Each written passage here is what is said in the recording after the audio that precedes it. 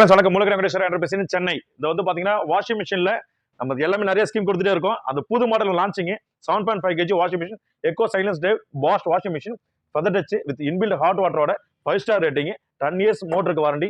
அந்த German engineering total machine வந்து 2 years warranty.